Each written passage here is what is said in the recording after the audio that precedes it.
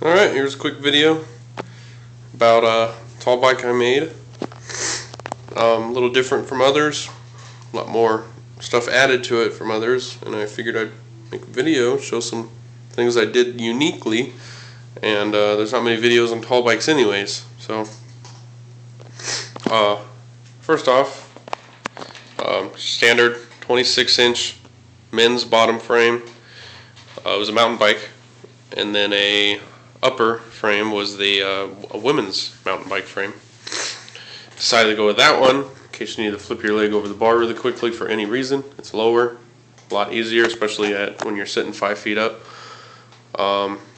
Left the back of the top bike on there. Some people just chop it off, but it's such an empty area above the wheel.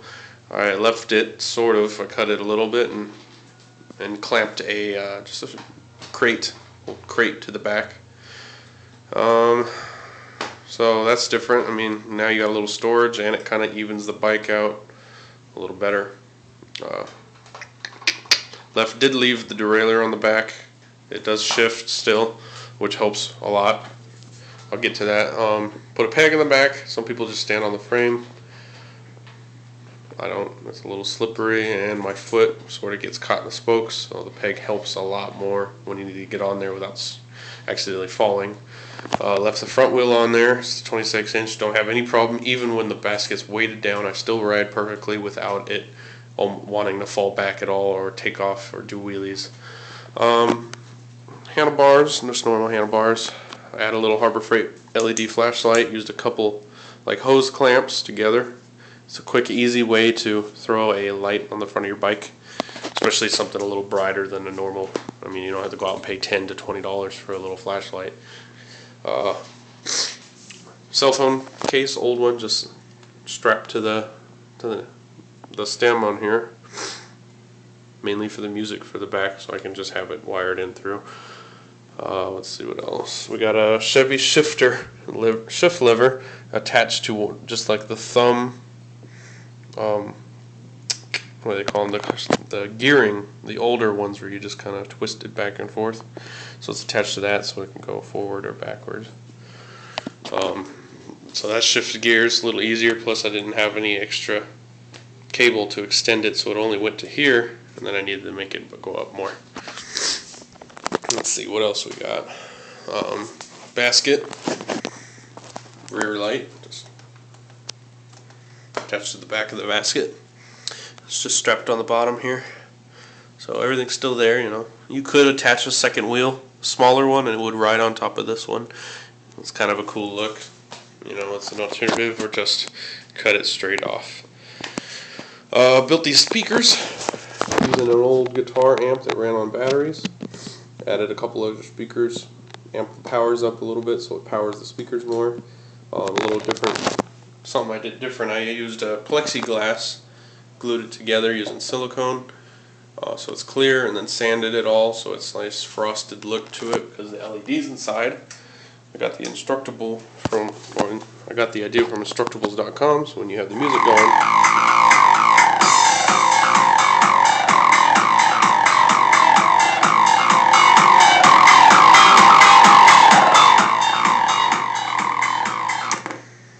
so pretty loud, not too bad. Straps on the back when I go to First Fridays. So I haven't used it yet, but I'm going to use it this Friday coming up. And just little decals, just some really thin plexiglass that I cut to fit perfectly on the basket. And then cool little design, I guess, sort of, I don't know. Brakes are operational, the brakes work, gears work. You know, everything works just like a normal bike.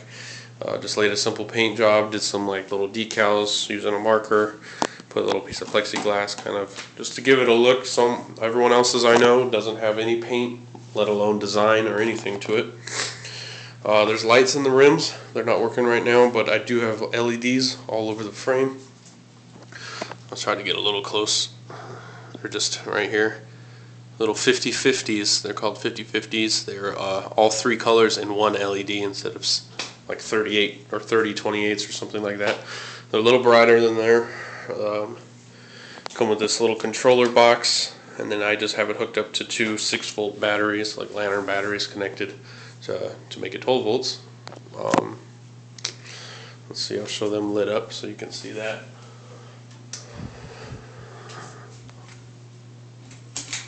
There's green. You got white, green, blue, red. If I can, there it goes.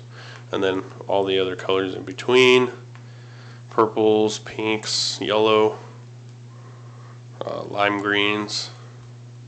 And then you can adjust the brightness up and down. I'm not going to show you that because you know what things look like brighter or not. It's got this jumping from the red, green, and blue. Some people don't know that on this remote. I know it's dark right now, but here. If you use the brightness buttons right here, when it's in the fade mode, it'll actually, oh, which way am I going? Here we go. It'll actually make it go quicker. So it's almost strobing. And then slower. And then you got the fade, so it gradually fades through all the colors. And that one does it too. You can fade it quicker, or you can fade it slower. So that's pretty cool. A lot of people don't know that. And I'm guessing that's about it. So there's a couple ideas. Basket's definitely one of a kind. I haven't seen it yet. The lights on it, I haven't really seen anything. I will be getting a motor kit. It'll be the first tall bike ever with a motor on it. Unless someone sees this video and ends up doing it, then good for them. But I'm honestly, wanting to expect to see how cool this thing is going to be with an actual motor on it going about 25-30 miles an hour. A little dangerous, but whatever. We'll figure it out when it comes. And I guess that's about it. If you have any questions, comments, want to know anything, links I'll try to apply. And if you want to know any information on how to build one, Instructables, the LEDs is on instructables.com. The crate idea was my idea, so you can take that. Flashlight, I mean, that's about it. So